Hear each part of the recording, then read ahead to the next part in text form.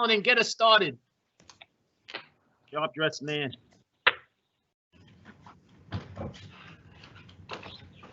Okay, good evening, everyone. We are on the record. Today is Wednesday, the second day of December, 2020.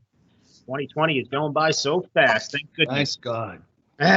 This is a regular council meeting of the City of Jersey City, of the Jersey City Municipal Council, in effort to adhere to social distancing protocols and best practices imposed by the city and state authorities. The City of Jersey City has canceled all public meetings and closed non-essential services as of March 16th, 2020 until further notice. As a result, this council meeting will be held virtually as a video conference with public access.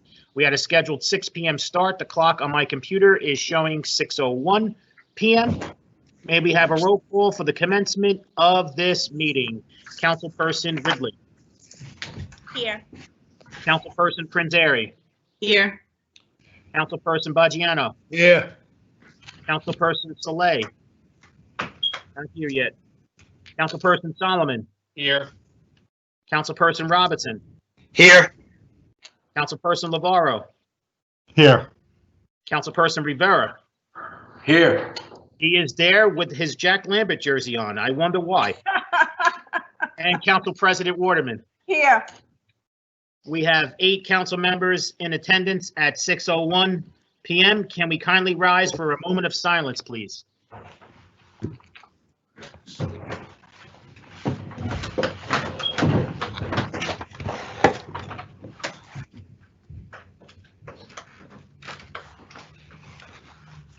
For Kabili Tayari, former deputy mayor and former president of the Jersey City chapter of the NAACP.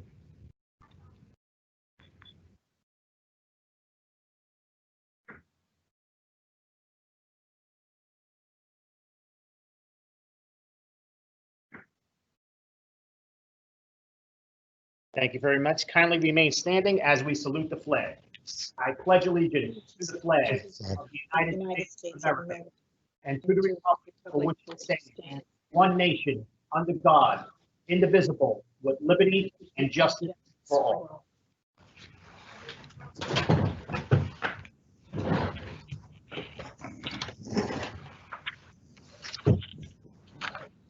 Okay. Thank you very much. On behalf of Council President Waterman, in accordance with the New Jersey Public Laws of 1975, Chapter 231, the Open Public Meetings Act, also known as the Sunshine Law, adequate notice of this meeting has been provided by the posting on the bulletin board of the first floor of City Hall, the amended annual notice, which is the schedule of meetings and caucuses of the Municipal Council for the calendar year 2020, and filed in the office of the City Clerk on Wednesday, March 25th, 2020.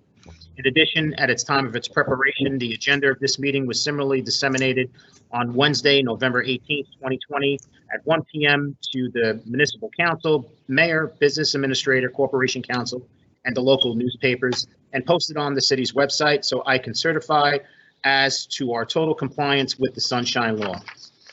Council members, before we move on to our regularly scheduled programming, we have one order of business just to add item 3.6, City Ordinance 20-106. This was the ordinance that was stuck in a queue that actually was, it made the agenda at the caucus meeting, but it wasn't there during, when we got the agenda out on that Wednesday. So may I have a motion to add item 3.6, City Ordinance 20-106? Motion to add. Motion made by Councilperson Saleh. May I have a second? Second. I'm going to give that to Councilperson Rivera, I guess, because he has the louder voice. All right. On the motion to add item 3.6, City Ordinance 20-106, Councilperson Ridley. Aye. Councilperson Prinzeri. Aye. Councilperson Baggiano. Aye. Councilperson Saleh. Aye. And Councilperson Saleh, we will mark you present at 6:04 p.m. So now we have all 9 council members present at 6:04. Councilperson Solomon. Aye. Councilperson Robinson. Aye. Councilperson LeVaro, Aye. Councilperson Rivera, Aye. and Council President Waterman. Aye. Motion carries 9-0 to add item 3.6 to the ordinance 20-106. Council members, I have a request to defer, a motion to defer. If I can have a motion to defer, I'm sorry, to item 10.35, resolution 20-828. Motion. Motion made by Councilperson Rivera. May I have a second? Second. Second by Councilperson Prinzary. On a motion to defer to item 10.35, City Resolution 20-828, Councilperson Ridley. Aye. Councilperson Prinzary. Aye. Councilperson Baggiano. Aye. Councilperson Saleh. Aye. Councilperson Solomon. Aye. Councilperson Robinson. Aye. Councilperson LeVaro. Aye. Councilperson Rivera. Aye. And Council President Waterman. Aye. Motion carries 9-0 to defer to item 10.35, resolution 20-828. Councilperson Solomon, would you like to do the honors? Sure. Do we have Joe and Andre? Are they on the line? I believe we do. Yes. Hey, Joe and Andre, thank you guys so much. So we have a resolution in honoring your work together, and for the council as a whole. Just we heard of this story. Some from the local media have reported on it, as well as CNN. But it's just a great story of kind of the Jersey City community supporting each other during COVID-19. So we just wanted to honor the sort of friendship and gesture of camaraderie from Joe and Andre, and thank them for being such great members of Jersey City. So with that, I can read the resolution into the record. Thank you, Councilperson Solomon. Go right ahead. It is a resolution honoring Andre Fursa and Joe Mercurio for service during the COVID-19 pandemic. Council offered and moved adoption of the following resolution. Council as a whole offered and moved for adoption of the following resolution. Whereas two Jersey City residents and 7-year business owner of, I mispronounced it, but Virile Barbershop, Andre Fursa, and his friend Joe Mercurio jumped into action on November 7th to keep their neighbors' doors open during the COVID-19 pandemic. And whereas their neighbor Worspar, whose small business is run by a handful of employees, found themselves stuck between a rock and a hard place after one of their employees was exposed to COVID and needed to shut down for a few days, Andre and Joe jumped into action to keep their doors open. And whereas on a beautiful fall Saturday afternoon, Andre Fursa and Joe Mercurio suited up in their aprons, gloves, and masks and got behind the counter and sold pretzels, beer, and wine to the people of Jersey City and visiting neighbors from across the state. Now, therefore, be it resolved by the City Council of the City of Jersey City as follows. The members of the Jersey City Municipal Council hereby thank and honor Andre Fursa and Joe Mercurio for their service and continued dedication to being great Jersey City neighbors. Great. Council members, would you like to take a vote on the resolution first? And then we can have Joe and Andre speak? Sure. All right. On item 10.35, resolution 20-828, that was eloquently read into the record by Councilperson Solomon. Councilperson Ridley. I'd just like to say that you are a part of what makes Jersey City great. And Jersey City is about community and pulling together in tough times. And you definitely displayed that. With that, I vote aye. Councilperson Prinzary. It's so great to know that when things are very difficult and we're in challenging times, we have people that are so willing to roll up their sleeves and be good neighbors. Whether it's helping somebody who lives next door to you or helping a local business, this is what makes Jersey City the community that it is. With that, I say thank you again, and I vote aye.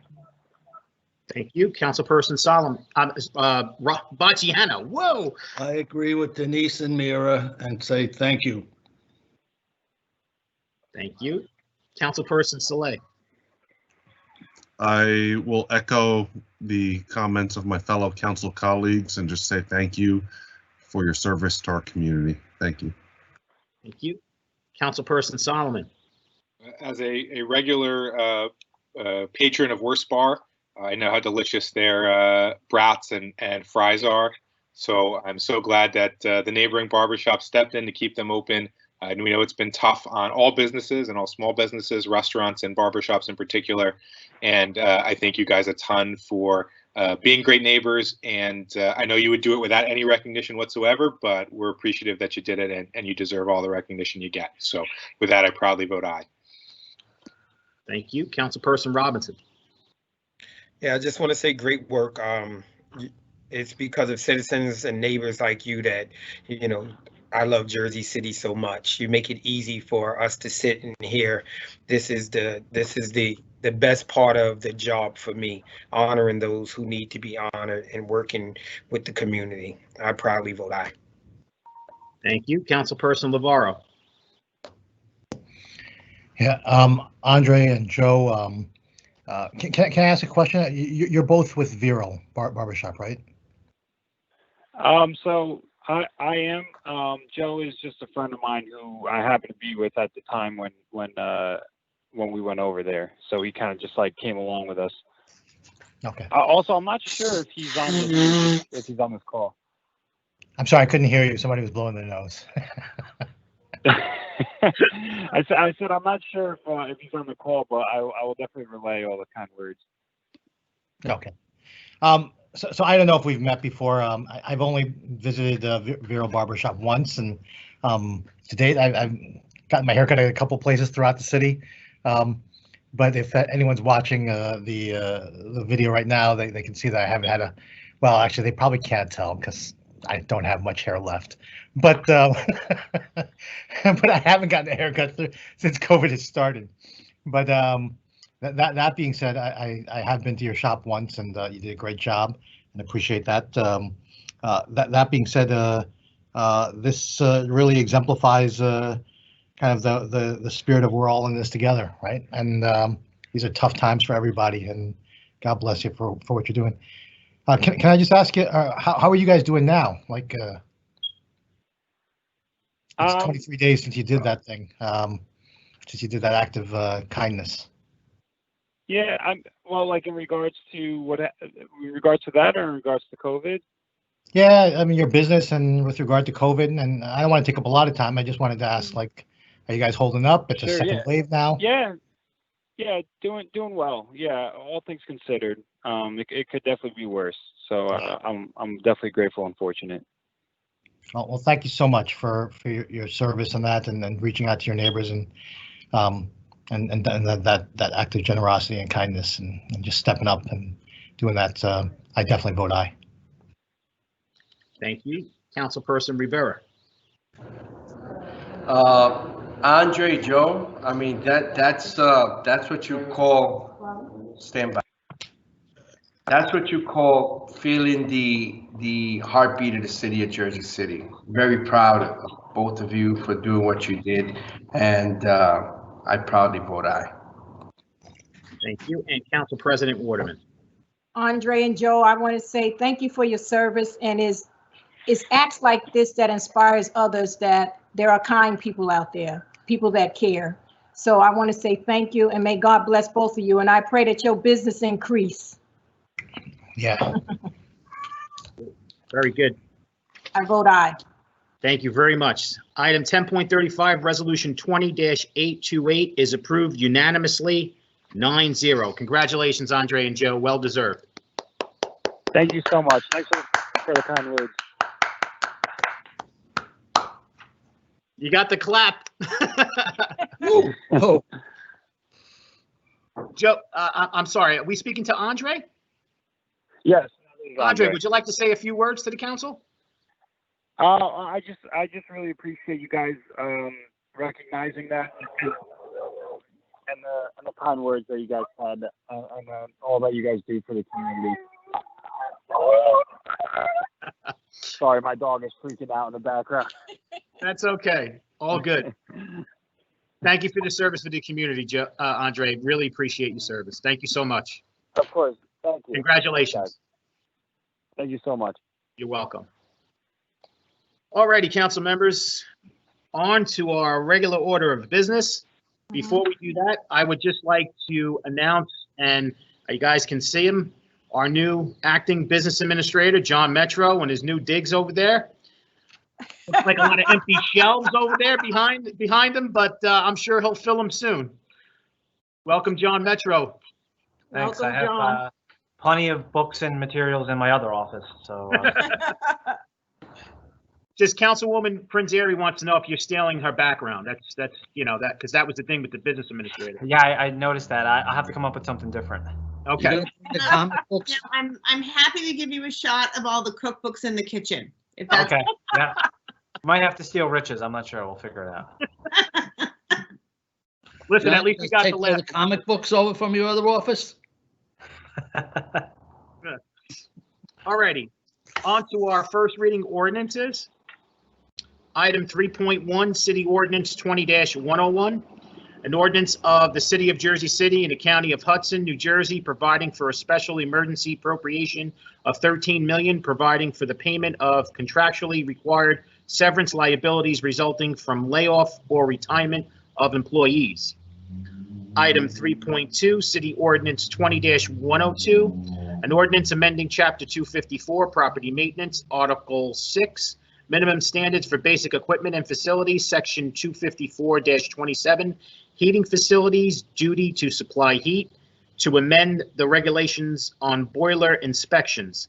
I believe we had some changes to this ordinance. Do you want to address the changes now?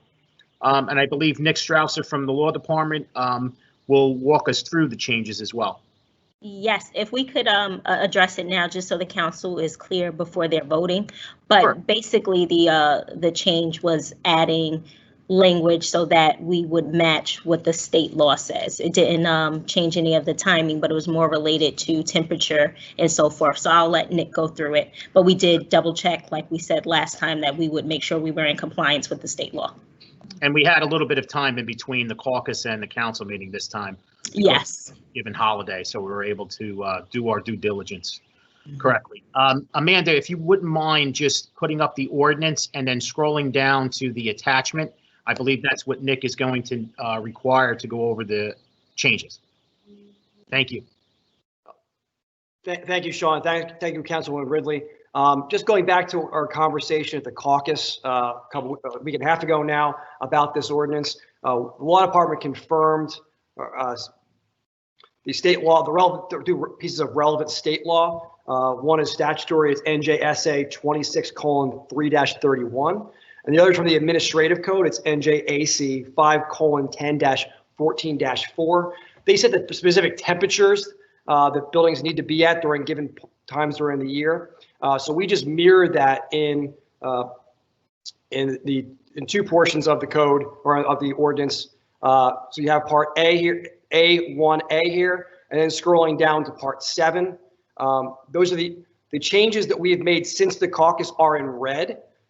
So the only thing that was changed is related to the numeric temperatures that things kick in on. The one thing that did remain the same were the timing of the boiler inspections, changing them to biennial. There's nothing in the state law that prohibits that. That is a city code determination, so those have remained the same. So just to be clear, anything that's underlined is changed and or crossed out is changed. Anything in red has changed from the caucus to today. Thanks very much, Nick. Okay. On to our next first reading ordinance, item 3.3, City Ordinance 20-103, an ordinance adopting amendments to the Morris Canal redevelopment plan regarding the creation of the Berry Lane Park North Zone, aka 417 Communipaw Avenue. Item 3.4, City Ordinance 20-104, an ordinance of the Municipal Council of the City of Jersey City adopting amendments to numerous redevelopment plans regarding the removal of expiration dates. Sean, the administration is going to withdraw item number 3.4, ordinance 20-104. In light of some of the conversation that we had at the caucus, we're looking into reviewing some of the land use laws around this. So we're going to withdraw this item for now. Very good. Thank you, John. Item 3.5, City Ordinance 20-105, an ordinance amending Chapter 175, Food Handling Establishments, Article 3, food establishments, and Chapter 160, fees and charges, Section P, Chapter 175, food handling establishments to allow farmers markets to operate year-round. And item 3.6, City Ordinance 20-106, an ordinance supplementing Chapter 332, vehicles and traffic, Article 9, parking for the disabled of the Jersey City Code, designating reserved parking space at various locations throughout the city. Okay, council members, on items 3.1 through 3.6, with the exception of 3.4, which has been withdrawn, Councilperson Ridley. Aye for introduction. Councilperson Prinzary. Aye for introduction. Councilperson Baggiano. Aye for introduction. Councilperson Saleh. Aye for introduction. Councilperson Solomon. Aye for introduction. Councilperson Robinson. Aye for introduction. Councilperson Lavarro. You're on mute, sir. There you Sorry. go. Have a couple of questions. On 3.1, John, and I don't know if you sent it out today, but I'd asked for certain information related to 3.1. Is that forthcoming still? Yes, Councilman. So the report I got from the system didn't have all the fields that you had requested, so I asked for them to update it. But it'll be coming within the next 24 hours. Great. Appreciate that. Thank you, John. On 3.2, if I may ask the law department and Nick Strasser, just so I saw the red the language in red font. My question is the requirement for at the state by state statutes or state regulations, how frequent is the inspections there, if at all? Well, the state law is silent on the frequency of inspection, which is why the city can set it.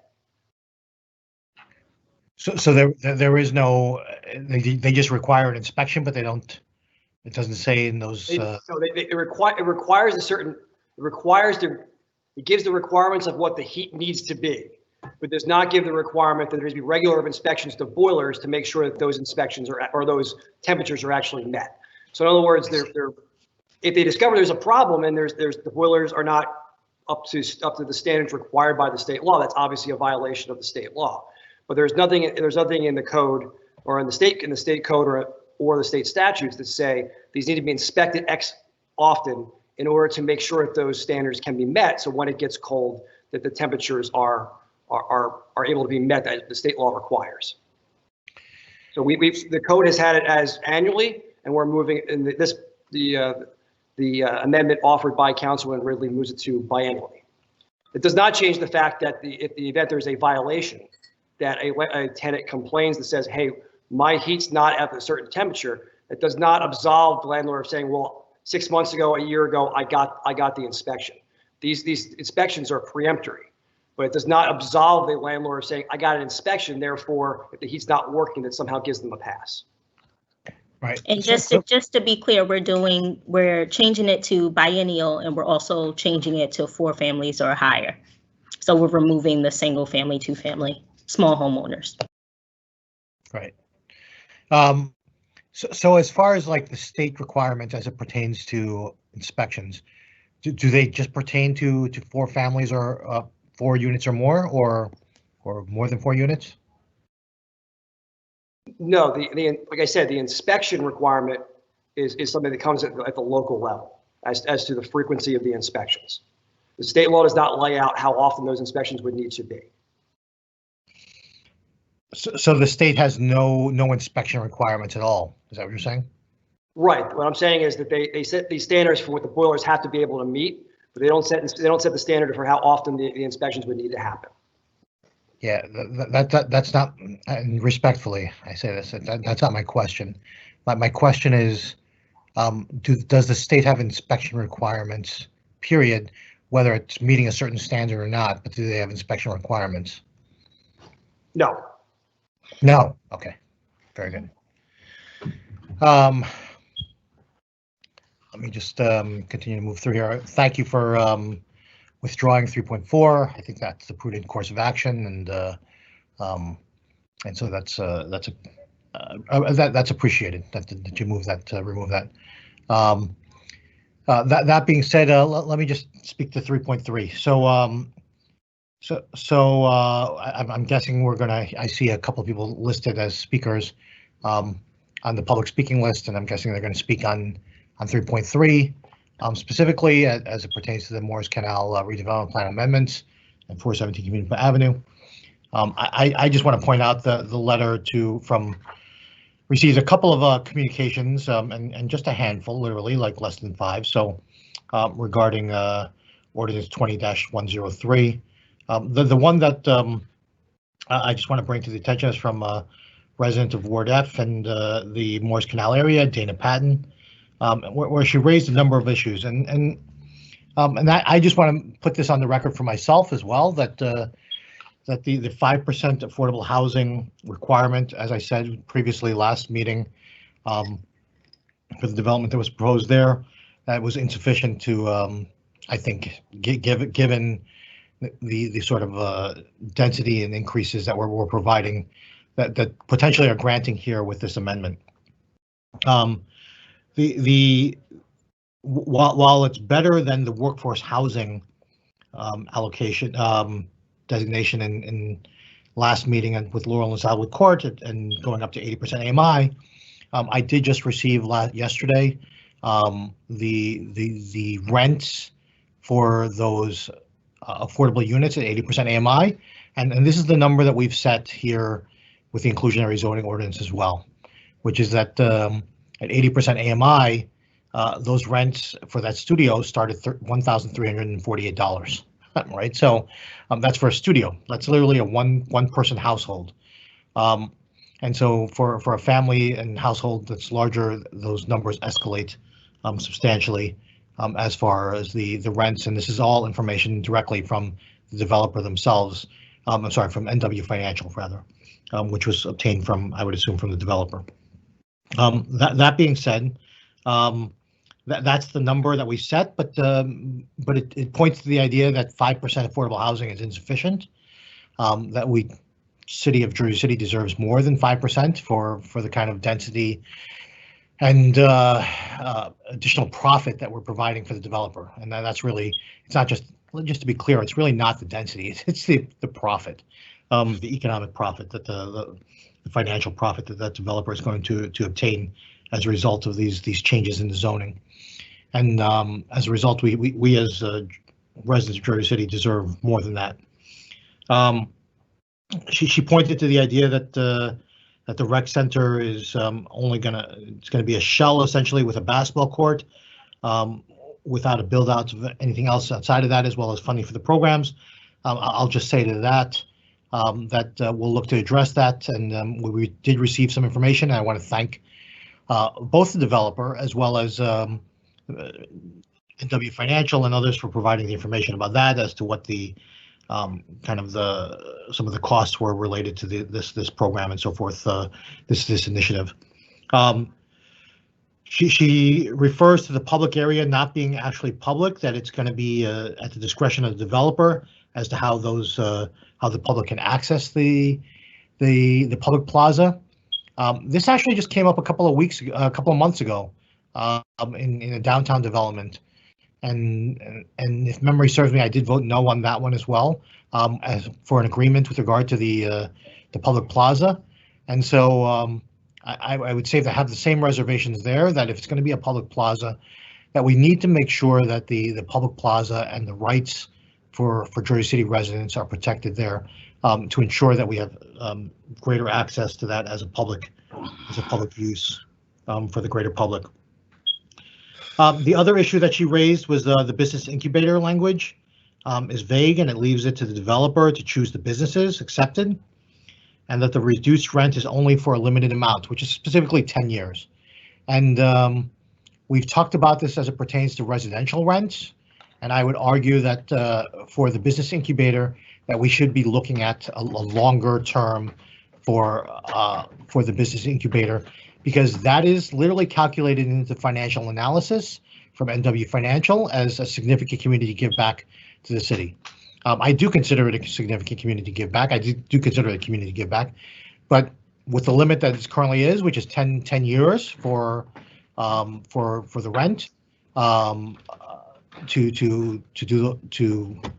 to have affordable rents for 10 years. I think they should be much longer than that. We set as for UHAC a 30-year minimum. I think we should be looking at similar minimums. Although, frankly speaking, I haven't given it a lot of thought, a lot of research and on that area. But I do think it should be substantially longer than the 10 years that are currently proposed with the current amendments now. The second thing I would add on that, in terms of the business incubator, while it's not an apples to apples comparison, an apples to orange comparison, is that we have had a couple of situations where we have been written into the redevelopment plan, allowing for art spaces and things of that nature. While an art space is not the same as a business incubator, the reason I bring that up is that in those areas with the art space, particularly at the Lively in downtown Jersey City, that was done by the same developer who did Laurel and Saddlewood, Lennar, that there was a requirement written into the language, which I had pushed for back in 2015, 16, whenever that was adopted, was that that be done in a way that allows for it to go out to bid, rather than simply just kind of giving the contract out to a favored contractor or vendor to be able to implement that. If we're going to supplement this and subsidize a small business minority incubator, it should not go to politics. Should not play any place in that, and it should go into a vendor or someone who's going to do that and is judged strictly on their on what value they bring to that endeavor of a small business incubator, and they should have a track record in being able to accomplish that as well, right? So, and ideally, it should be somebody who's done it on a local basis, local level. That is slightly different from an arts incubator in that sense, or an arts nonprofit, because that's slim pickings, frankly. A small business incubator, minority, locally developed in that sense. But we should be incentivizing that as opposed to or pushing to that direction. The other item that she raised that.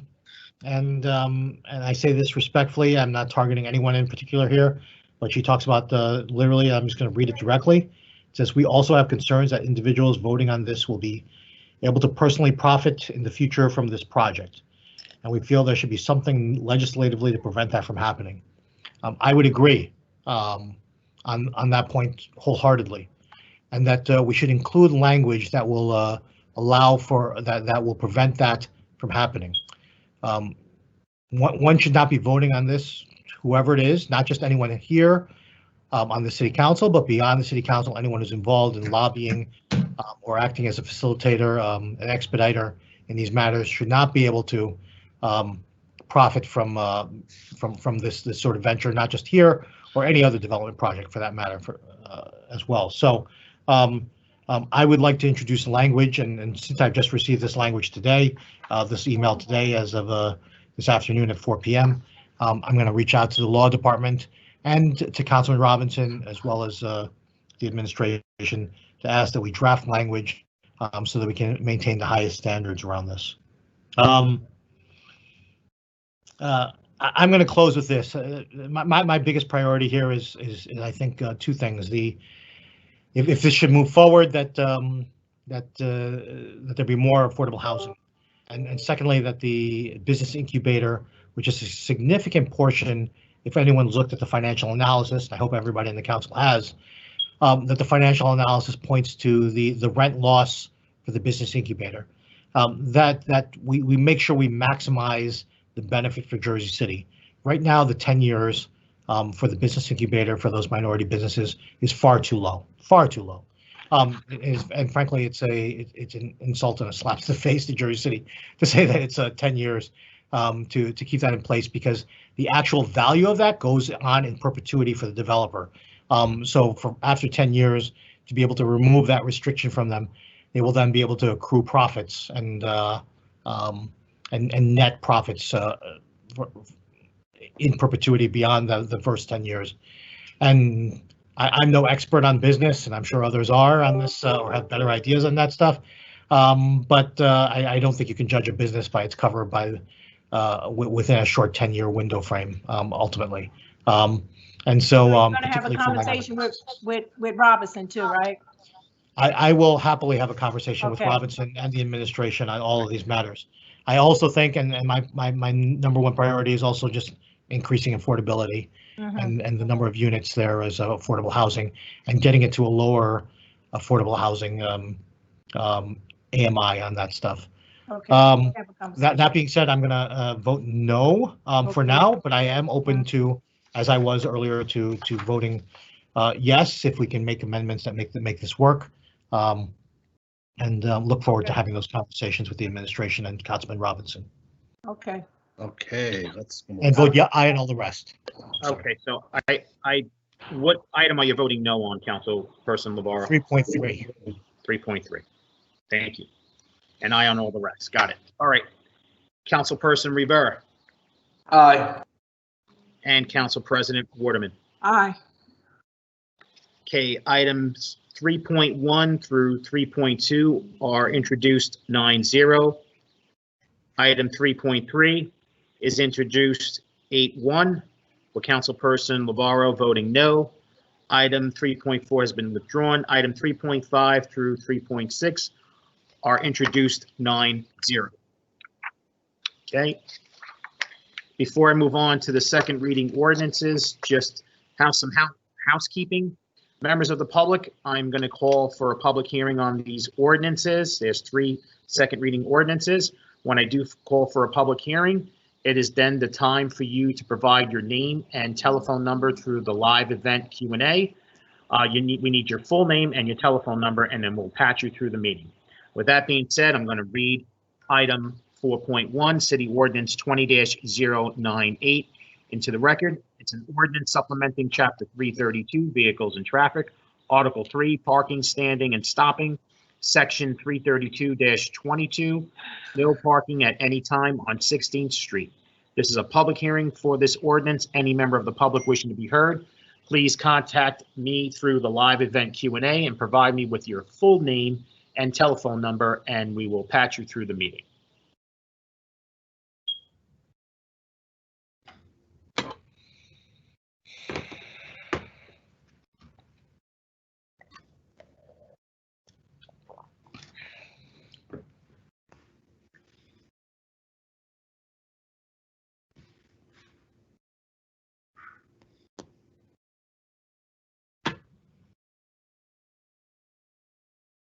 Okay, this is the last call for the public hearing on City Ordinance 20-098.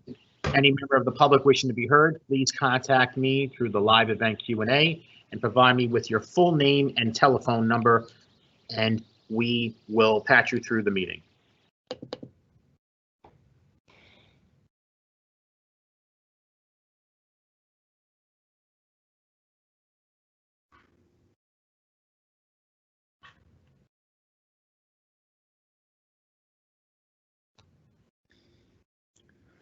Let's move on. I just got to get that last call, and we'll do it. All right. No one has contacted me through the live event Q&A. May I have a motion for the public hearing on City Ordinance 20-098? Motion. Second. Okay, the motion was made by Councilperson Baggiano. Yes. Thank you. And the second was made by Councilperson Rivera, correct? Yes. Okay. On the motion to close the public hearing on City Ordinance 20-098, Councilperson Ridley. Aye. Councilperson Prinzary. Aye. Councilperson Baggiano. Aye. Councilperson Saleh. Aye. Councilperson Solomon. Aye. Councilperson Robinson. Aye. Councilperson Navarro. Aye. Councilperson Rivera. Aye. And Council President Waterman. Aye. Motion carries 9-0 to close the public hearing on City Ordinance 20-098. For final consideration and adoption of City Ordinance 20-098, Councilperson Ridley. Aye. Councilperson Prinzary. Aye. Councilperson Baggiano. Aye. Councilperson Saleh. Aye. Councilperson Solomon. Aye. Councilperson Robinson. Aye. Councilperson Navarro. Aye. Councilperson Rivera. Aye. And Council President Waterman. Aye. City Ordinance 20-098 is adopted unanimously, 9-0. On to our next second reading ordinance. Item 4.2, City Ordinance 20-099, an ordinance supplementing Chapter 332, Vehicles and Traffic, Article 9, Parking for the Disabled, Sections 332-29, Disabled Parking Manual, and Section 332-68, Parking for the Disabled of the Jersey City Code, designating, amending, and/or repealing a reserved parking space for the disabled at various locations throughout the city. This is a public hearing on this ordinance. Any member of the public wishing to be heard, please contact me through the live event Q&A and provide me with your full name and telephone number, and we will patch you through the meeting.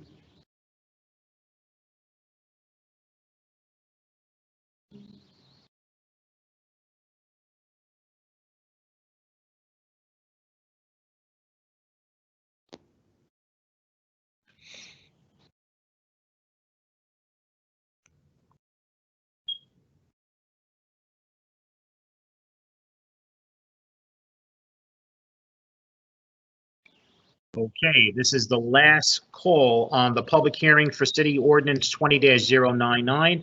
Any member of the public wishing to be heard, please contact me through the live event Q&A, and we will patch you through the meeting. Okay, we do have someone contacting us. Just please bear with us a sec as we patch the member of the public through the meeting.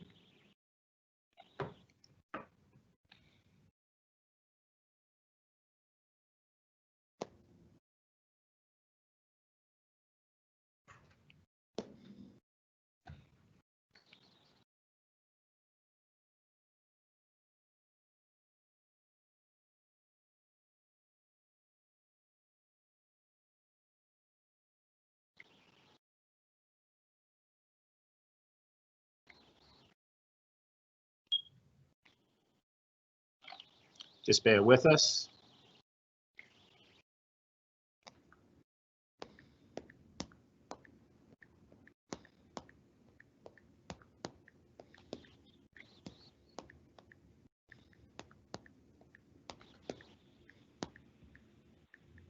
Can everyone hear me? Yes. Yep. Okay, perfect. This is Dr. Muslim. I pray everyone is faring as well as can be expected. I'm sorry, I have to interrupt. I apologize. I didn't know that you were the public speaker. If you can identify yourself for the record, please. I apologize. Dr. Muslim, M-U-S-L-I-M. I'm also speaking later, but I wanted to ask a question on 4.2. Okay, so your time is going to start on my countdown. You're going in 3, 2, 1, go. Great, thank you. I appreciate it. Pray everyone is faring as well as can be expected during these unprecedented times. I have a question. I've seen all the restaurants that are putting up the or the structures in order to allow for social distancing. I requested, I'm not sure who to speak to about this, but for my driveway, I've had numerous issues where people block my driveway and parking enforcement literally says they're not going to enforce parking. So my question is, I am a yoga teacher and licensed for yoga, and I wanted to do outdoor yoga and create a space. Is this part of the ordinance? Well, I don't know where that falls because all the ordinances I'm seeing are for commercial spaces, and the area I'm thinking is the one for my residence right above the PS23. Yeah, Dr. Muslim, this ordinance is regarding reserved parking for the disabled. So go ahead. Well, you're interrupting my time for one thing, so can we pause that while you interrupt me, or how does that work? Because I don't know who to turn to. I've asked several people, and I keep getting bounced around through literally like 7, 8 different departments. So if you can direct me to which ordinance would address having a public space that is sectioned, that's already like dedicated to my house, but making it available to be able to do outdoor yoga and have it marked off, because I've asked for driveway marking 2 years ago before the pandemic and still haven't gotten it.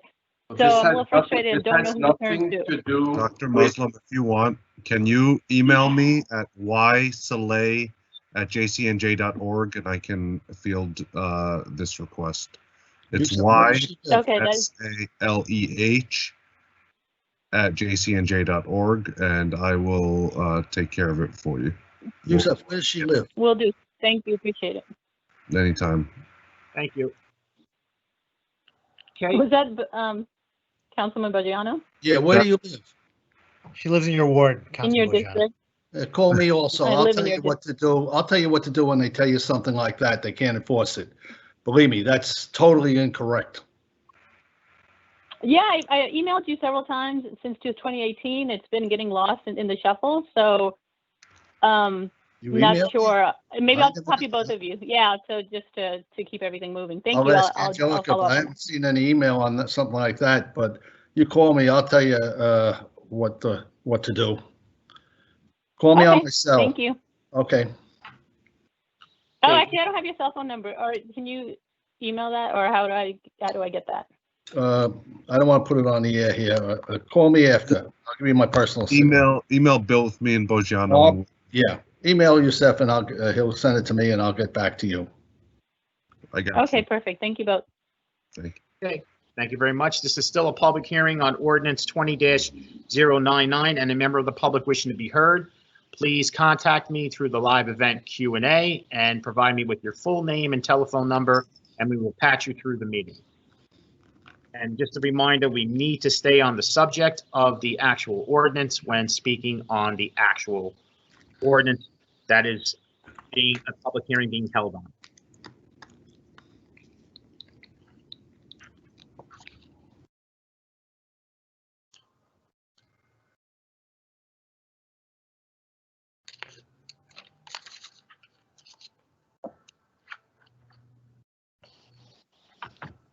Okay, this is the last call for the public hearing on ordinance 20-099.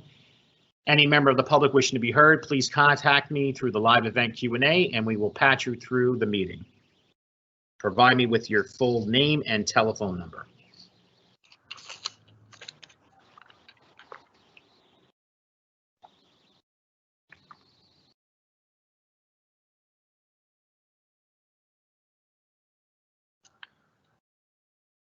Okay, no one else has contacted me through the live event Q&A. May I have a motion to close the public hearing on City Ordinance 20-099? Motion. Motion made by Councilperson Ridley. May I have a second? Second. Second by Councilperson Prinzary. On the motion to close the public hearing on City Ordinance 20-099, Councilperson Ridley. Aye. Councilperson Prinzary. Aye. Councilperson Baggiano. Aye. Councilperson Saleh. Aye. Councilperson Solomon. Aye. Councilperson Robinson. Aye. Councilperson Navarro. Aye. Councilperson Rivera. Aye. And Council President Waterman. Aye. Motion carries 9-0 to close the public hearing on City Ordinance 20-099. For final consideration and adoption of City Ordinance 20-099, Councilperson Ridley. Aye. Councilperson Prinzary. Aye. Councilperson Baggiano. Aye. Councilperson Saleh. Aye. Councilperson Solomon. Aye. Councilperson Robinson. Aye. Councilperson Navarro. Aye. Councilperson Rivera. Aye. And Council President Waterman. Aye. City Ordinance 20-099 is adopted unanimously 9-0. Okay, on to our next and last second reading ordinance, item 4.3, City Ordinance 20-100, an ordinance of the City of Jersey City amending Chapter 260 rent control. Number 1, imposing a rent increase freeze on units subject to municipal regulation, excluding owner-occupied homes with 2 to 4 units of housing And number 2, providing any collection of penalty for a late payment of rent as a result of the current public health emergency declared by the governor. This is a public hearing on this ordinance. Any member of the public wishing to be heard, please provide me with your telephone number and your full name. And we, through the live event Q&A, and we'll patch you through the system. I believe we have our first speaker on the line. May you identify yourself for the record, please?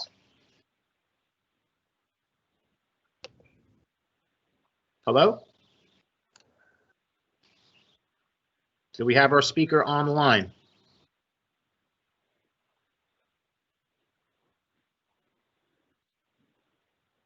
Okay, hold on one second. We're trying to patch our speaker through the line. Do we have our public speaker on the line? Sean, it's Jean Daly. I'm actually for the next public request for hearing, but Marlene wanted to get me in ahead of time. Okay. Okay. I missed. Sorry. Very good. No, that's okay. I apologize. All right. So this is the last call for the public hearing on Ordinance 20-100. Any member of the public wishing to be heard on this public hearing, please provide me with your telephone number and your full name, and we will patch you through the system.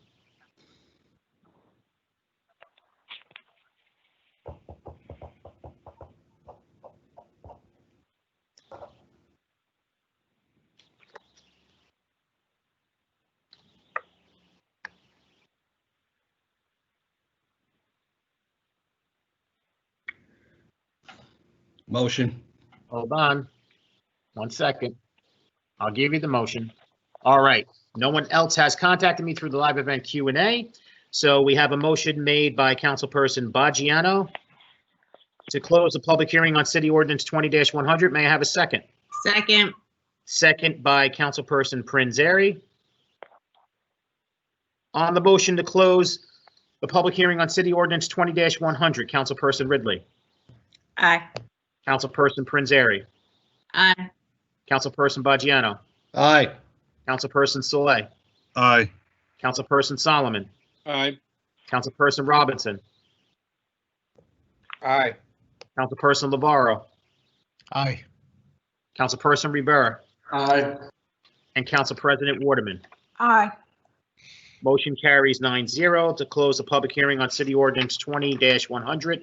For final consideration and adoption of City Ordinance 20-100, Councilperson Ridley. Aye. Councilperson Prinzary. Aye. Councilperson Baggiano. Aye. Councilperson Soleil. Aye. Councilperson Solomon. Aye. Councilperson Robinson.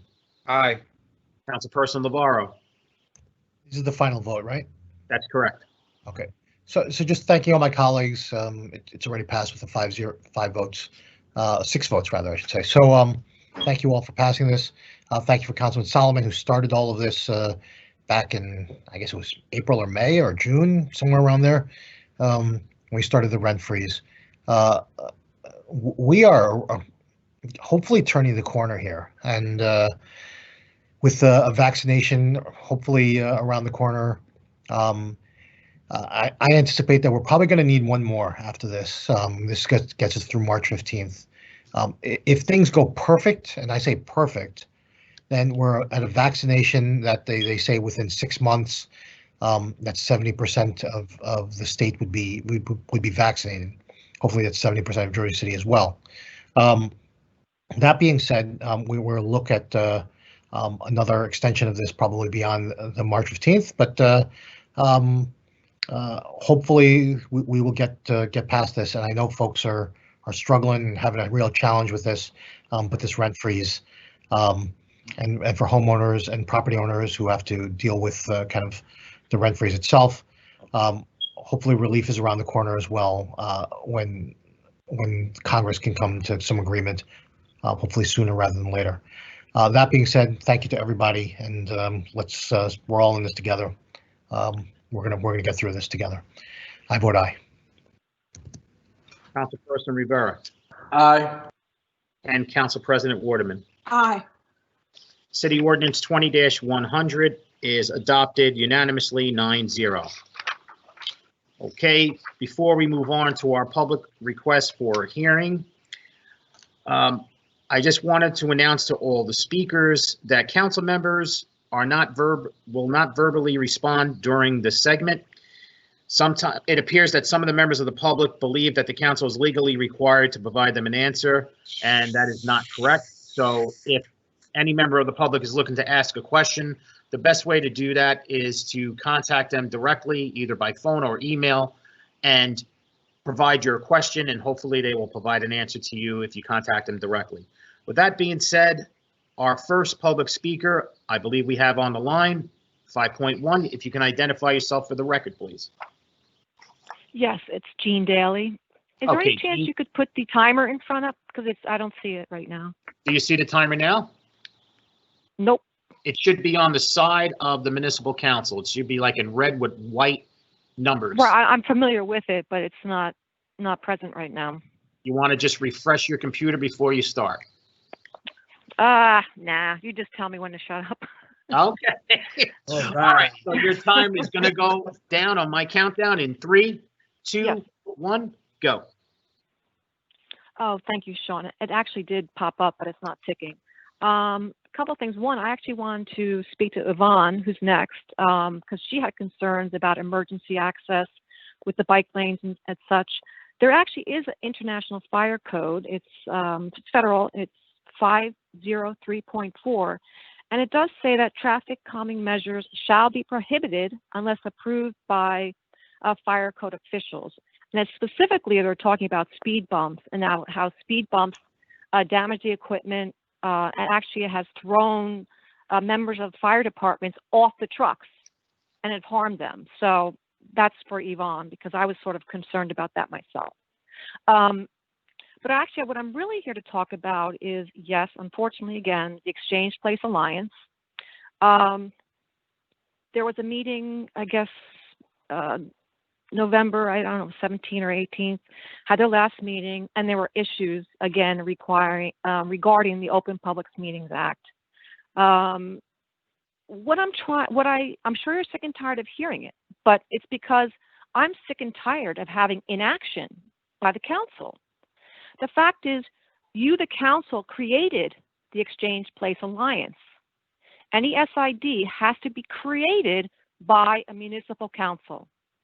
So similarly, you are the only ones who can dissolve this entity. So therefore, you are the ultimate controlling party. Now, if I went and saw some type of bid rigging and provided you facts of bid rigging, would you like to see it? Would you be interested in doing something about it? Or if a certain agency isn't acting appropriately, would you be interested in this? So why is it when I state time and time again that the Exchange Place Alliance is not following the Open Public Meetings Act, nothing happens? Because I actually do have tangible evidence of bid rigging, if anyone wants it, and it's legit. Regardless, the question is, you are the ones in control, and I need an answer from somebody. I know you can't speak, but it seems like there's totally disinterest in what's going on right now. Specifically, also, their minutes do not reflect what happens during the meeting.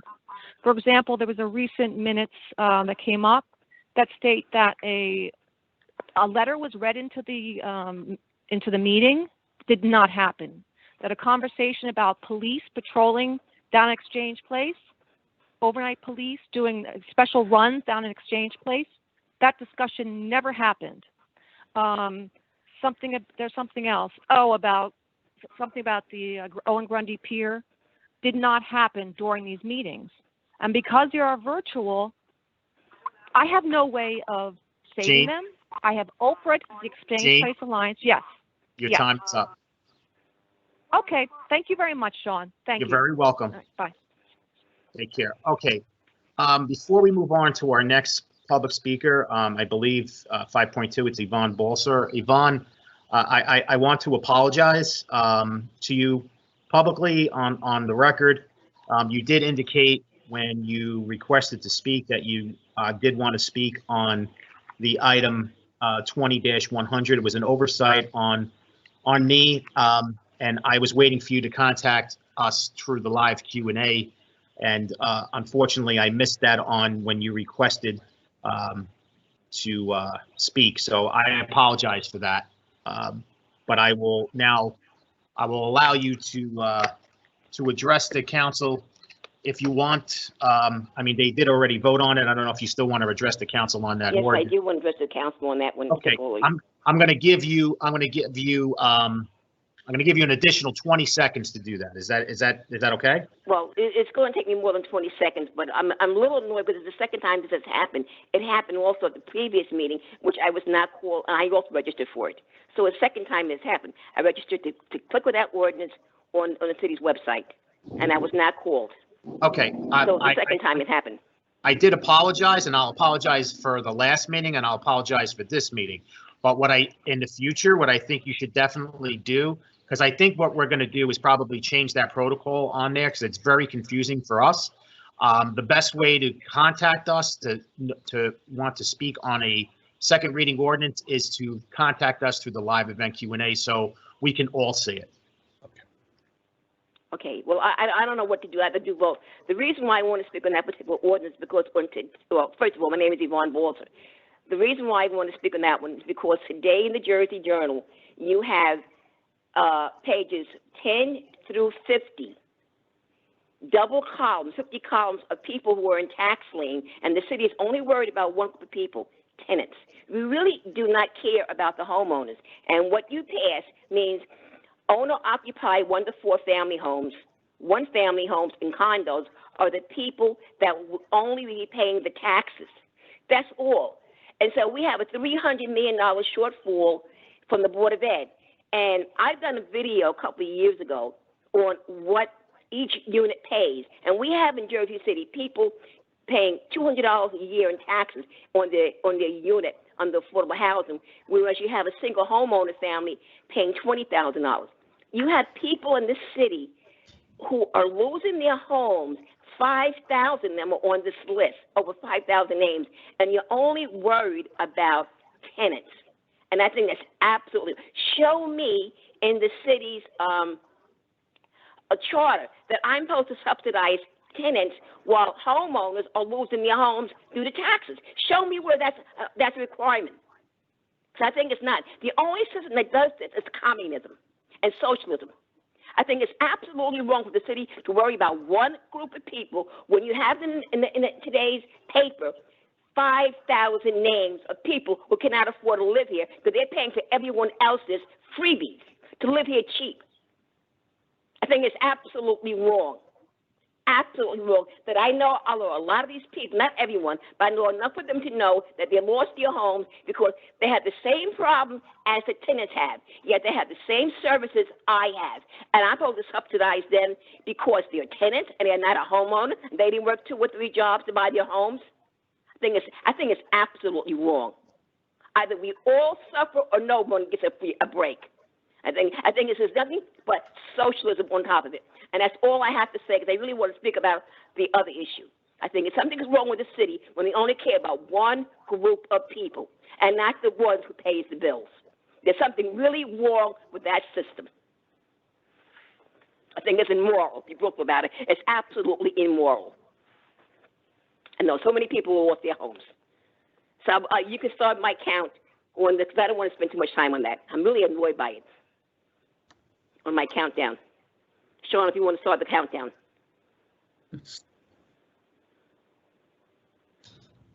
Sean, do you hear me? Sean, you're muted. Okay. I Okay, let me apologize. just start on this so I can stop because my count is not going. I want to talk about the bond issue that was passed in the last council meeting. I went through the bond issue very carefully. I spoke to someone who does bonding. And the $21.3 million that we refinanced, the city said they would be saving like maybe $1.5 million. The actuality, we would have paid off over $20 million by the year 2027. Our debt would have dropped tremendously. So instead of paying off like normally $72 million a year after 2027, we could have gone down a great deal to maybe paying, I don't know, maybe $50 million a year in tax and bond issues. I'm not exactly sure because I don't have the total schedule. This is really dubious because what really is happening, we are still paying because that is it's not a tax exempt bond anymore. You only get tax exemption when you're building something like a school or a bridge. This is not tax exempt at all. So people are really not interested in buying a bond that they have to pay taxes on. But this follows Jersey City's habit of just refinancing bonds all the time. Now, I think the city should sit down with the business administrator and go over when we pay down our bonds. Because in 1991, Jerry McCann was supposed to bond 6 months of no state fund by then Governor Florio. Because Governor Florio decided 1 year he was not going to give out aid to the cities. And Jersey City should have bonded $30 million. Instead, Jerry McCann bonded $128.9 million in 1991, and we are still paying on that debt.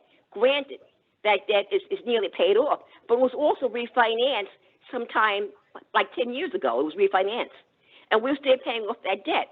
So the point of it is, when you refinance that all the time, it is pushed to the next to the next administration, and the next administration, and the next administration. This is just a way of playing. If you want affordable housing for people to own, you have to attack the debt of the city. That's how you go by it. You attack the debt. The money, to me, it is ridiculous to talk about affordable housing when you just constantly refine the bonds all the time. Because I remember going to council meetings where people were upset that we were paying $20 million a year in debt on a yearly basis. We're now paying over $72 million.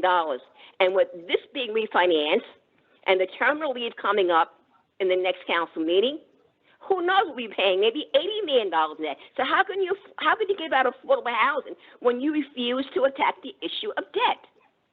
Yvonne? The debt is the Yvonne, biggest your time is up. problem you have with the city not being affordable. That is what I really want to say in my time to speak. Thank you very much. Welcome. Just for council members and members of the public, I just wanted to let you know she got an extended time only because it was my fault that she wasn't able to speak during the second reading ordinance that she did sign up for, and my apologies. So with that being said, I believe we have our next speaker on deck. 5.3. Sean? Can you identify yourself for the record, please? Yes. Sean, just a quick comment. I know that the past two speakers mentioned that they couldn't see the clock, but it's a delay on the residents' end, right? That's correct. It's Because like I think they're looking for the clock to start when you're saying it's starting, but maybe Yeah. we want to explain that.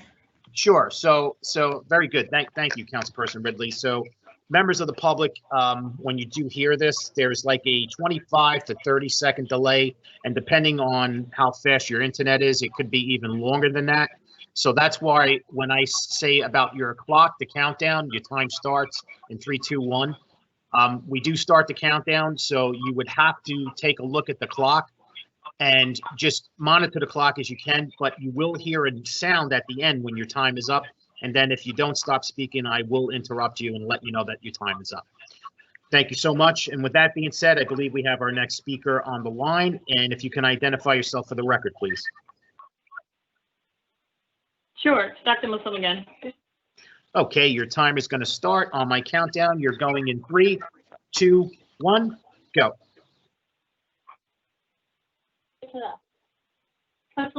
evening. Thank you for allowing me these 3 minutes to speak. Pray everyone is faring as well as can be expected during these difficult times.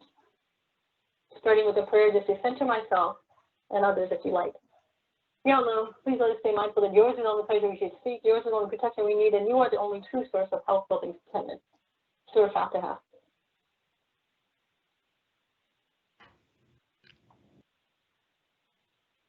Allah blessed me to literally travel to all 7 continents. Yes, including Antarctica. I always get asked that. Never have I ever experienced the vitriol, Islamophobia, and outright and blatant unconstitutional discrimination as I have right here in the quote-unquote most diverse city in the country. Despite this administration's best efforts to silence me, I've survived thus far by the grace of Allah. Alhamdulillah. I'll summarize for the interest of time. 753. 7 constitutional rights denied, 5 requests, and 3 request responses to ensure momentum and accountability, assuming there's consensus going forward. 7 constitutional rights denied, including and not limited to protection from unreasonable search and seizure, freedom of information, freedom of religion, freedom of speech, right to vote, hashtag voting while Muslim, protection from discrimination based on gender, race, and religion, right to bear arms. Based on this, the 5 requests: Chief Coaching Officer, permanent, fully staffed, and fully funded position, prioritizing Sanctuary City and CCRB, and with the same authority and overseeing Residence Response Center, mandatory including 2 languages, including Arabic. Yola Yoga Leadership and Wellness, including expedited staff approval for fully funded educational and women's institute to address the wellness gap, domestic violence that exists in addition to it because of the wealth and education gaps. Islamophobia and mandatory training for all government employees, which includes cultural sensitivity, public school funding, expedited approvals, permanent zoning, et cetera, for renovations to improve the green spaces that are in our wards so that all of the children in Jersey City can enjoy green spaces. Charging those who commit hate crimes with that crime, such as Tanya Parker and Denise Scott.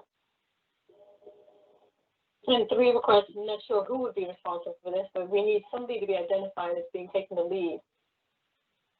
Summary: 7 rights denied, 5 requests, 3 responses. Those 5 requests: CCO, Leadership and Wellness and Women's Institute, mandatory Islamophobia training for government employees, public school renovations, including improved green spaces, and hate crime investigations. Again, over 30 hate crimes reported and 0 investigations thus far. So those last 4 years have been difficult. I'm inspired and hopeful we can do better in the future, inshallah. To leverage the style of one of the many prestigious HBCUs, the style, RTJS, Road to Jannah for those, inshallah, we can do better. I welcome hearing from you and working and partnering with you in the future. Wa alaikum assalam.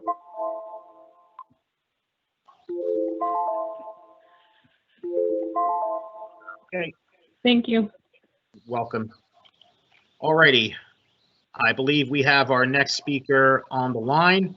If you can identify yourself for the record, please. My name is John B. Froling. Okay, Frohling. How are you this evening? Very good, John. Members of the council. Your time is going to start on my countdown. You're going in 3, 2, 1, go. I'm calling about the ordinance that's being considered by the board about the property on 417 Municipal Avenue. It's a 17-story project, and I have been consulting as a volunteer to the Morris Canal CDC and the neighborhood people. And my observation of the conversations that I've had with the staff of the city, who's worked very conscientiously on the project, and with the people that are in the neighborhood, that the project is not acceptable to the neighborhood. There are certain deficiencies with respect to the notice, despite attempts by the staff to arrange meetings. There were several defects, particularly at the planning board meeting, when they limited the number of people that could speak. So there were at least 25 to 30 people that wanted to address the meeting that couldn't. The project lacks a coherent development of that area. It's out of place in that particular location. The planning department has not taken the time to look at the overall development of that, and the area is 1 2-story family homes of people who have lived there for a long time. There's also a unresolved legal question as to whether the property, part of the property, was designated for the Berry Lane Park. There have been some suggestions of a resolution, but nothing definitive. There's also an absence of a question about the developer not prescribing any negative elements, but there's been no study as to the availability of the funding to do the project, and particularly with respect to the prospective recreation center. It's only a shell of a building with no details as to how that would be implemented. Appreciate very much your time. Please consider this, the ordinance with respect to the neighborhood has a unique beneficial provision about including the community in its major decision, and overwhelmingly the neighborhood rejects this project. Thank you very much. Thank you, John. Okay, we can just hang up the phone when we're done speaking, Yep. so we can get to the next speaker. I appreciate it very Yep. much. Thank you. No problem. Thank you very much. Okay, I believe we have our next speaker on the line. If you can identify yourself for the record, please. Krystyna Piórkowska. Okay, Kristen, your time is going to start on my countdown. You're going in 3, 2, 1, go. Council members, over the past 2 or more years, I have attempted to attend the meetings of the Exchange Place Alliance SID. The SID, as you know, is a public-private partnership, and it is obligated to operate under the New Jersey Open Meetings Law. Repeatedly over the past years, members of the public have not been admitted to meetings, which were all held on Mac Cali property. They were also denied the right to record, video or audio, these meetings. The council has repeatedly been made aware of these problems. Therefore, only the minutes of these meetings, as approved by the SID board, are entered into the record. When errors occur, be they willful or not, the public has no opportunity to comment, and the vote is taken by the members of the board. Thus, as an example, discussion of the plans for the Exchange Place reconstruction must have been discussed in earlier executive sessions where the public had no opportunity to participate, and the pro forma discussion which took place at the approval meeting was simply pro forma. In addition, the EPA SID director, Elizabeth Kane, refused to allow members of the public to view the documents concerning the reconstruction, claiming in writing we could see them once and only once they were approved. Minutes, see the enclosed from the August 20th meeting, are incomplete. In this case, 40% of the August 20th meeting, i.e. 2 of the 5 pages, are missing in the approved report. Additionally, the minutes state that a letter was written and read into the record. That letter was not read into the record and does not appear as part of the record. Therefore, it is not part of the record. Further, when emails are sent to the director, that is Elizabeth Kane, she claims that they are not received. Vide the minutes of the August 20th meeting. During the November meeting, all information concerning attendees, the meeting occurs on Zoom, be they board of directors or members of the public, were concealed from the public. Thus, there is no public record of who attended except for that presented by the SID director. Further, as only the director viewed the questions which were submitted, it had to be submitted in writing, and were presented by the public, only her version of the presented questions, and that means the SID's version of the presented questions, exists. This is not a public meeting held in compliance with the New Jersey Open Meetings Law. The continuing disregard by the Jersey City Council of the failure of the EPA SID to comply with New Jersey state law is a violation of your duties and responsibilities. Thank you for your time. Thank you very much.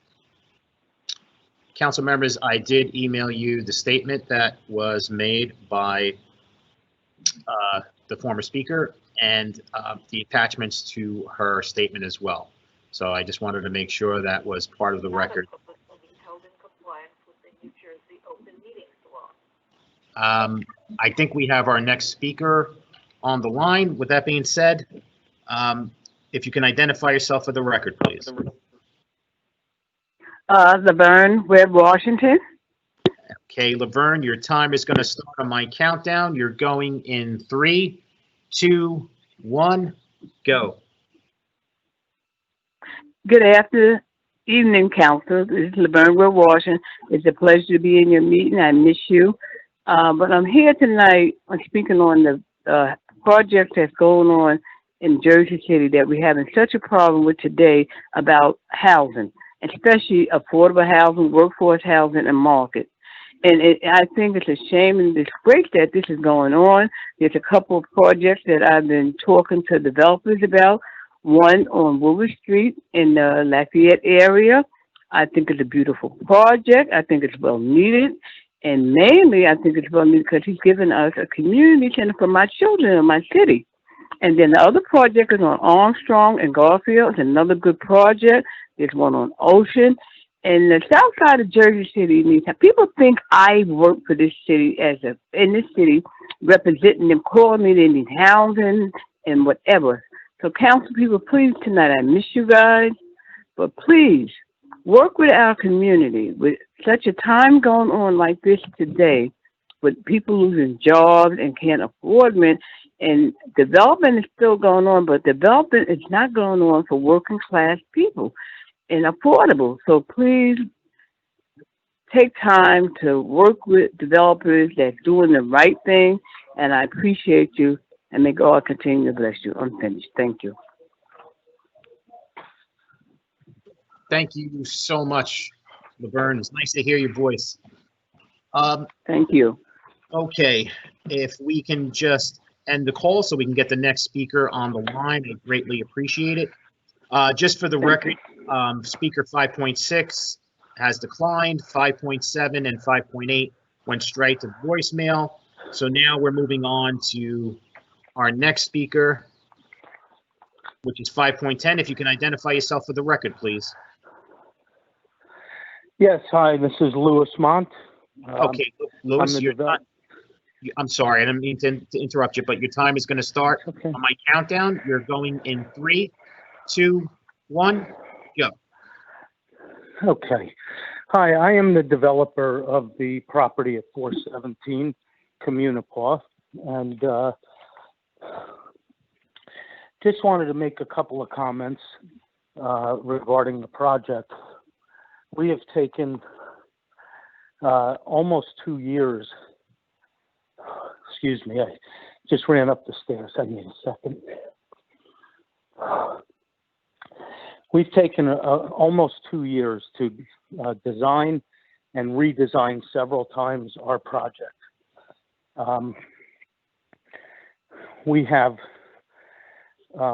had approximately 6 public meetings and asked the community for their input.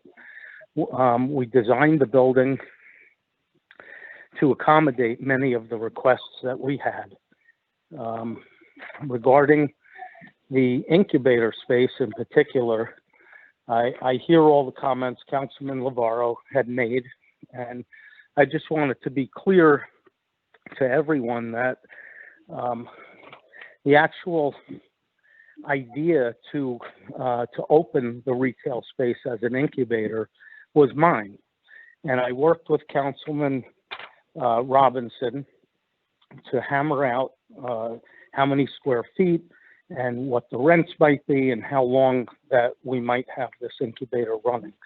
And it was done truly as a goodwill gesture and as a gesture to help uplift the community that I am hoping to build in. And with regard to affordable housing, we are giving the 5% affordable housing, and given all of the other community benefits, it's really all the project can afford to do.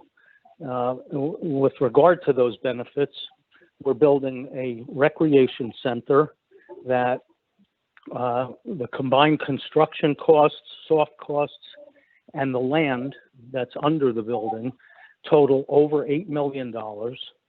We're putting in a 40 parking spot parking lot, and these benefits are all going to be deeded to the city at the end.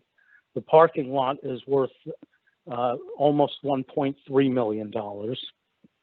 There's a widening of Woodward Street that's going to take place for another $400,000.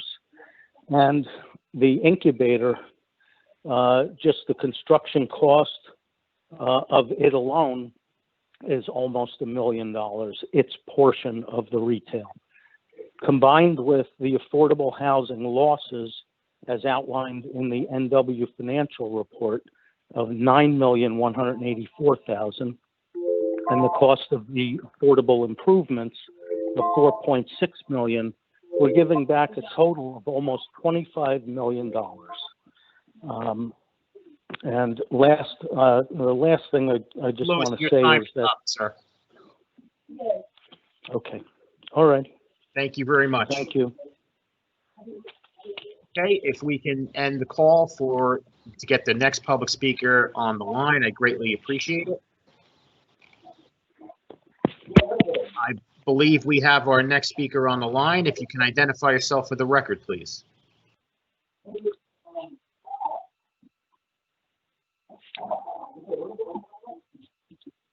Do we have the next speaker on the line?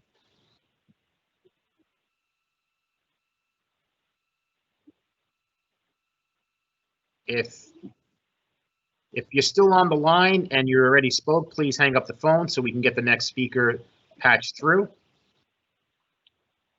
Do we have the next speaker on the line? Hello? Nope. Okay. We're getting our next speaker patched through. Council members and members of the public, just bear with us, please.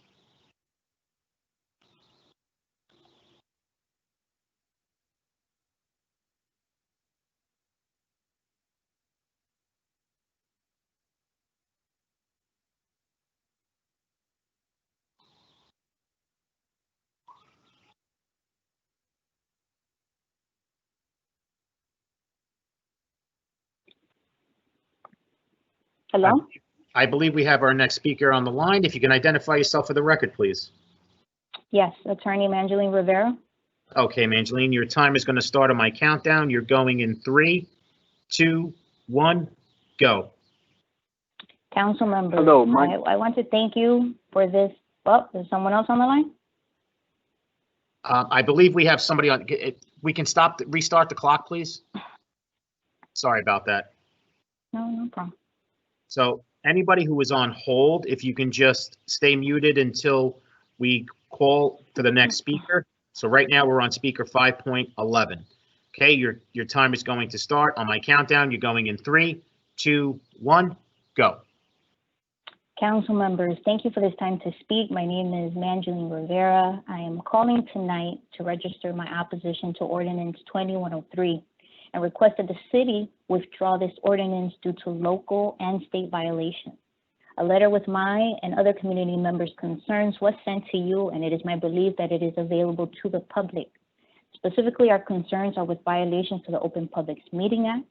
Members of the public were not granted notice that the city's planning board meeting would be capped at 100 people. In addition, there is a serious concern that people who wanted to speak during the public comment component were not allowed to speak. While a governing body may put limitations, such as time limits to speaking, it is customary that the public is granted, at the very least, opportunity to speak. Specifically, Jerome Choice was an individual who, despite being on the call and raising his hand, was not granted that opportunity. These are serious concerns regarding due process. Secondly, the planning board moved forward with amendments to the Morris Canal Redevelopment Plan despite violations to the notice mandates within the plan. When seeking to propose amendments to the plan, an agent is supposed to be serviced at least 21 days prior to a hearing. No such notice took place. An email sent 10 days prior to the meeting is not notice. Due to these violations, the City Council should withdraw this ordinance and require the developer and the planning board to rectify these violations and abide by the law. Lastly, the community still has many reservations about the community benefits and whether this development is truly in its best interest. Issues about affordability, traffic, just to name a few. Please withdraw this ordinance or vote no. Thank you for your time. Thank you very much. If we can end the call so then we can get our next speaker patched through the meeting, I greatly appreciate it. I believe we have our next speaker on the line, 5.12. If you can identify yourself for the record, please. Yes, my name is Jerome Choice, and the previous Jerome? speaker here. Yes. Jerome, your time is going to start on my countdown. You're going to go in 3, 2, 1, go. Yes, my name is Jerome Choice, and I'm a longtime resident of the Lafayette section of Jersey City, and I'm calling in opposition to the development on 417 Municipal Avenue. The previous speaker had spoken about when they had the open public planning board. I was there, and there were a cap. So a lot of people that's within the community wasn't able to speak. And I think on things that are very important to our community, that there should be no cap on that. Okay. Also, is that being part of the Friends of Berry Lane and also being the part of Morris Canal CDC, when they were saying notifications, we didn't receive the proper notifications. And I said, in planning Berry Lane Park, it was sort of under an agreement that that partial land may be used for Berry Lane. And now they claim that everything has changed, but the community was never notified that, okay, that was taken off of the project. And we're a city, and we're a city of citizens, and we're a city to look out for one another.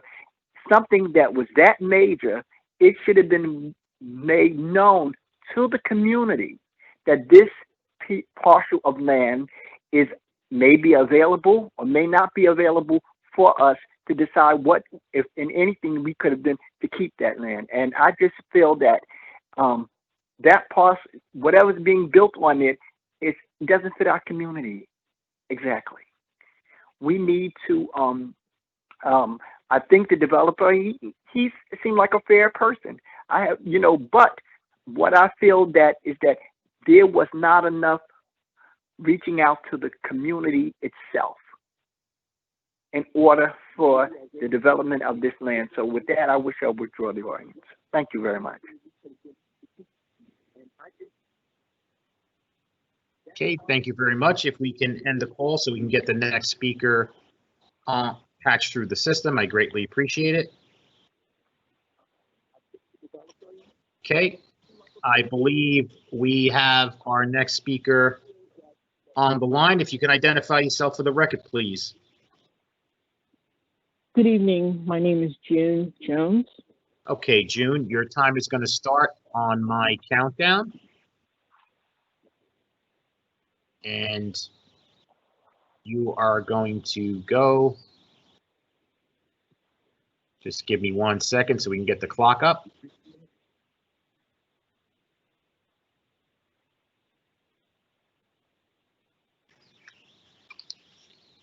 It's just 1 sec.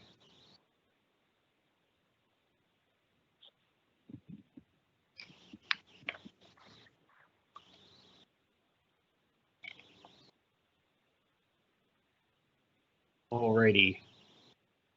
Oh. Okay, your time is going to start on my countdown in 3, 2, 1, go. Good evening, Council. I'm calling to voice my opposition to the first reading amendment, ordinance amendment for 20-103 for amending the Morris Canal redevelopment plan for many reasons, most of them that you've already heard by previous speakers. I think it is really important that the council think about what is being proposed and the process in which has been taken and how this ordinance came into existence. We should withdraw this proposal and ask council to review and ask that the proper proceedings take place in order for this to be entertained. As of this date, Morris Canal has never received any official documentation from Mr. Louis Mont, the proposed developer. Mind you, it has been past practice since 1999, since we've been meeting every single month, and with the planning board's assistance, who was supposed to help us foster these procedures so that the community can get a fair shake and understanding of development projects that are being proposed in our neighborhood. Yet, this is a project that the planning board hosted themselves for the developer. When has that ever happened? And you got to question, why did it happen? We have been doing community meetings since 1999, guys. It's not that we meet every now and then. We meet every single month since 1999. Why did our councilman meet with this developer for nearly 2 years and never, ever spoke to the community stakeholders, the Morris Canal Coalition, the organization that is outlined in the ordinance with this project? There's something seriously wrong here, and it requires serious investigation. So I'm asking you to think about how this happened, why it happened, all of the other things that was previously spoken on, the illegitimate process that took place with this project before you vote yes on it. There's so many other things that we want to address with this that you can't do in 3 minutes. But I have to tell you, the information that you received from Matt Ward was tainted. It was not truthful. The letter that Diana Jeffries wrote to you, Councilwoman Waterman, that she never shared with us, is tainted and watered down. We have never had a chance to respond to things that are being done behind the community's back, and yet we're supposed to be trustworthy. You're supposed to be trustworthy in fostering the community and helping them prosper from development and live a better life. As we have lived around this contamination for years and years and years and years and years. This is the reason why I'm involved in my community, to better it. And we hate the fact that people are coming in and raping us of opportunity to do better by the people, for the people. And this is one of those projects that is.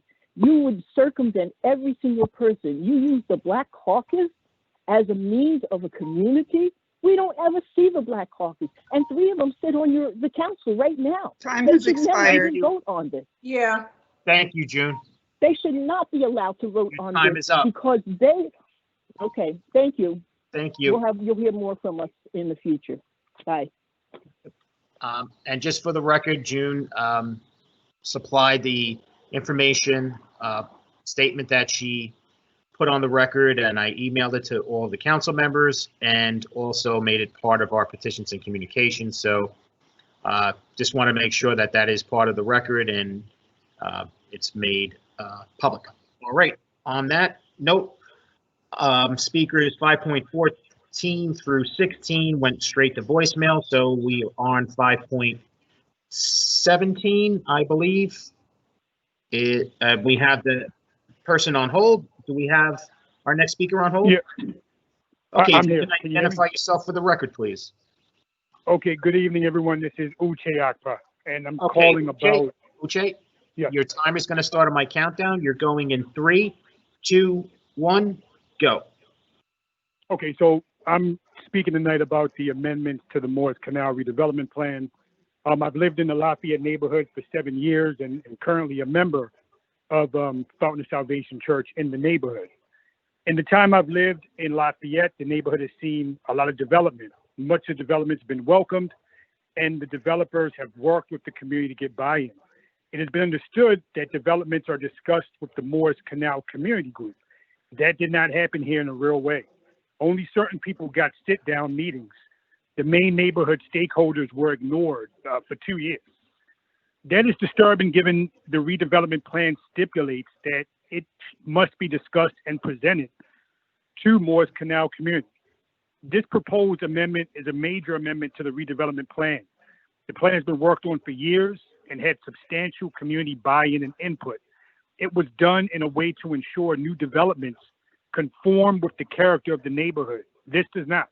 Most of the new developments have been between 6 and 8 stories. This is 17 stories. There's multiple red flags with the way this amendment has been handled. One, we're in the middle of a pandemic. Notice has not been served properly.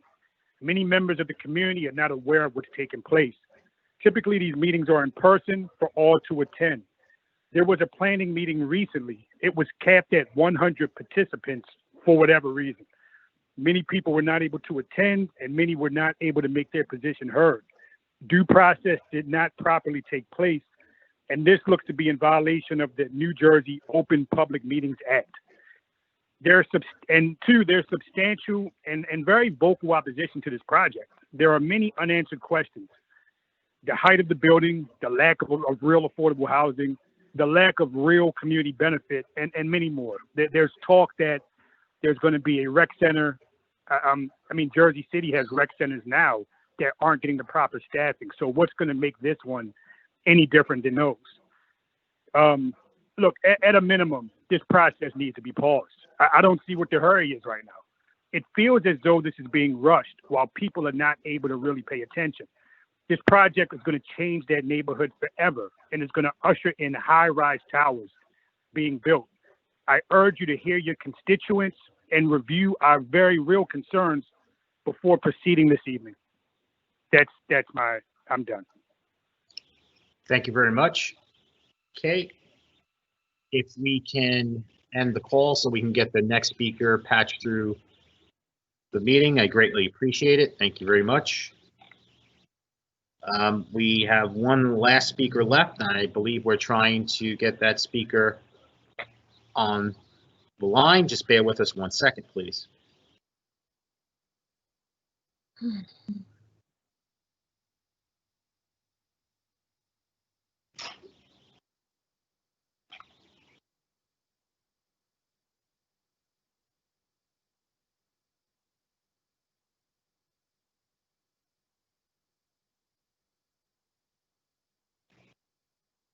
We're trying to get her on the line. Just bear with us, okay?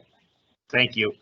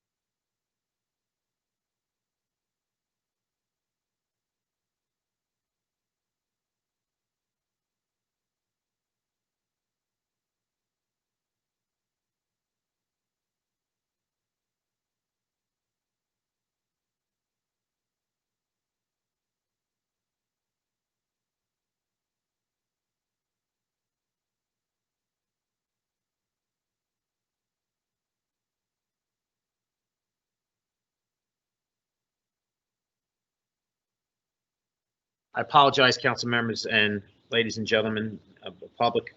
We're just trying to get the last speaker on the patch through the system. Just bear with us for a moment.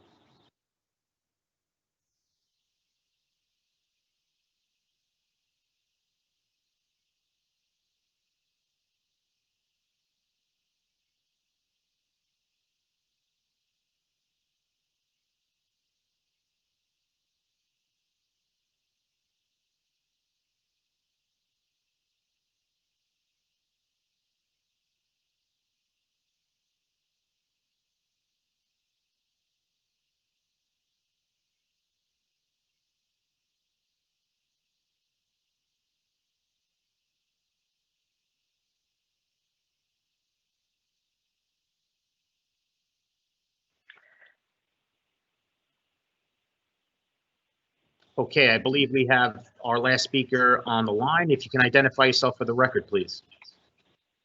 Hi, my name is Elena Little. Okay, Elena, your time is going to start on my countdown. You're going in 3, 2, 1, go. All right, thank you. So my name is Elena Little. I'm a resident of Ward E and a member of Progressive Democrats of Hudson County, NJ08 for Progress, and the Hudson County Progressive Alliance. I am calling on a couple of issues today. I wanted to comment on agenda item 3.5. I think this might be my first positive comment at a city council meeting, but I am really glad to see that you all are considering having these open air farmers markets through the winter months, particularly as we're gearing up for some of the worst months of the pandemic. And we know that transmission rates are much lower outdoors. So I wanted to speak in favor of that. I also, it's not all positive. I also really wanted to express my frustration and disappointment that both Mayor Phillip and 4 members of this council were silent when Hudson County was considering renewing the ICE contract at the freeholders meeting last week.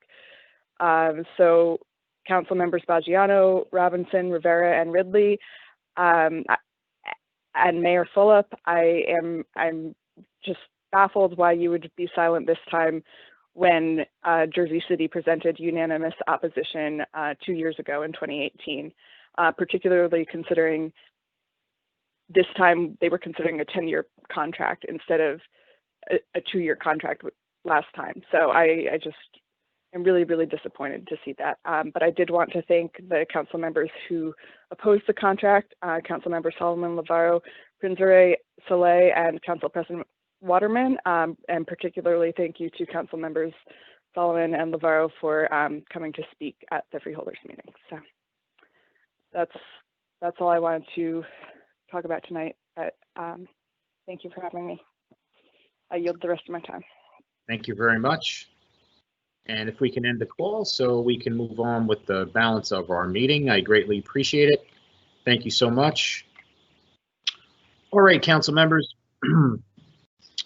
Any questions on items for petitions and communications, items 6.1 through 6.23?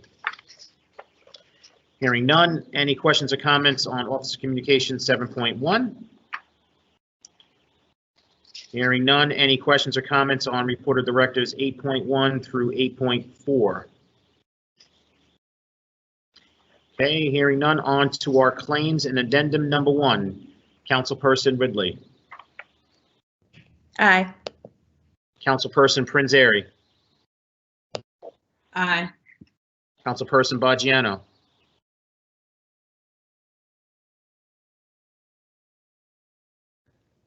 I was on mute. Aye. There you go. Councilperson Soleil. Aye. Councilperson Solomon. Aye. Councilperson Robinson. Aye. Councilperson Lavaro. Aye. Councilperson Rivera. Aye. And Council President Waterman. Aye. Claims and addendum number 1 are approved unanimously 9-0. On to our resolutions. We'll be taking a vote on items 10.1 through 10.13. Again, that's items 10.1 through 10.13. Councilperson Ridley. Aye. Councilperson Prinzary. Aye for all. Councilperson Baggiano. Aye.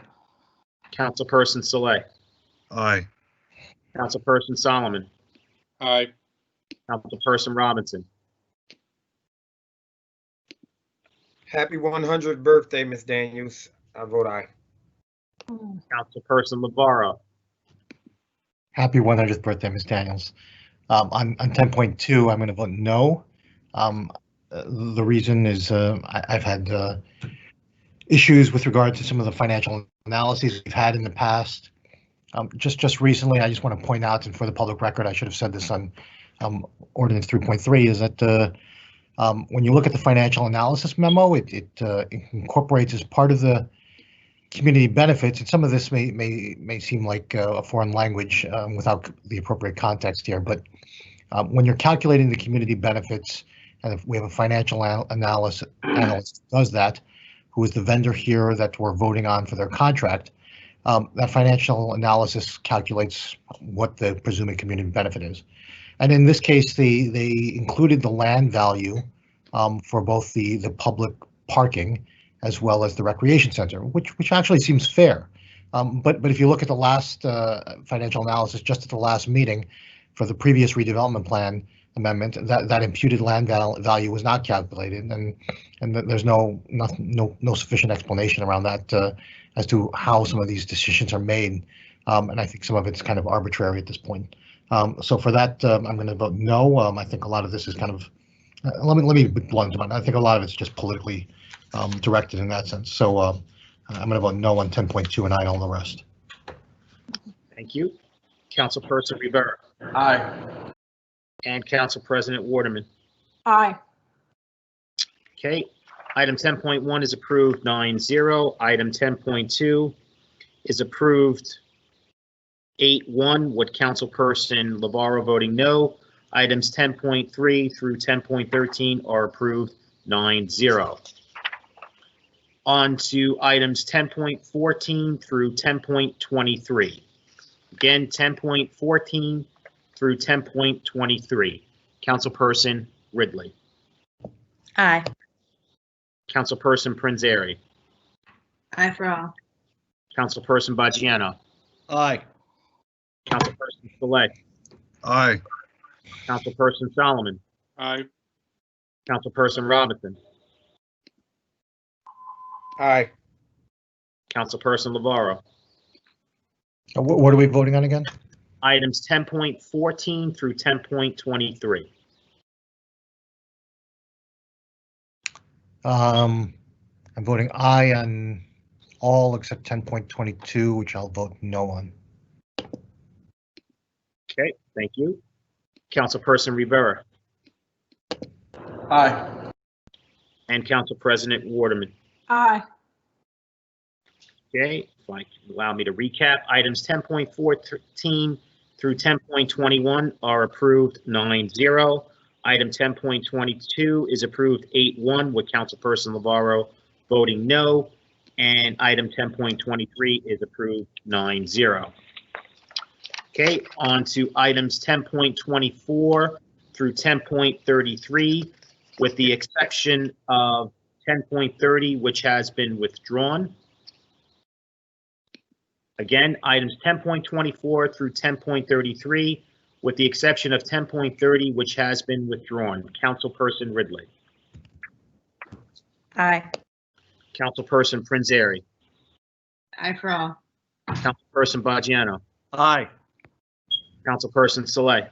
Aye. Councilperson Solomon. Aye. Councilperson Robinson. Aye. Councilperson Lavarro. 1 second. On 10.31, I vote no. There's no, and I should say this for 10.22 and 10.2. My records indicate that there's no pay-to-play information provided. So I'm going to vote no on all of those. 10.31 and vote aye on all the rest. So items 10.31, you're voting no, and aye on all the rest, correct? Correct. Thank you. Councilperson Rivera. Aye. And Council President Waterman. Aye. Okay, let me just recap. Items 10.24 through 10.29 are approved 9-0. Item 10.30 is withdrawn. Item 10.31 is approved 8-1, with Councilperson Lavarro voting no. Item 10.32, items 10.32 through 10.33 are approved 9-0.